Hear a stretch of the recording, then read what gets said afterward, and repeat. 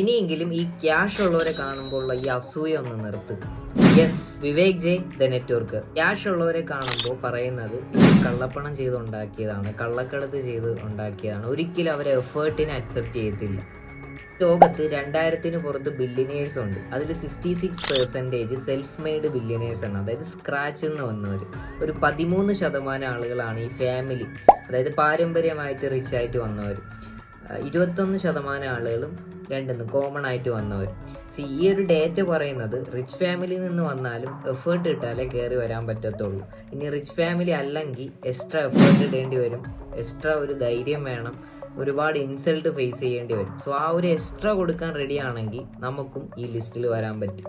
Cash ഉള്ളവരെ കാണുമ്പോൾ അസൂയപ്പെടല്ല ചെയ്യേണ്ടത്, അവരിൽ നിന്നും ഇൻസ്പിറേഷൻ എടുക്കുക. കാരണം ഇതൊന്നും അവർ ഒറ്റ രാത്രി കൊണ്ട് ഉണ്ടാക്കിയതല്ല. അവരിൽ നിന്നും ഇൻസ്പിറേഷൻ എടുത്തു കഴിഞ്ഞാൽ ഒരു ദിവസം നമുക്കും അവരെ പോലെ വളരാൻ പറ്റും.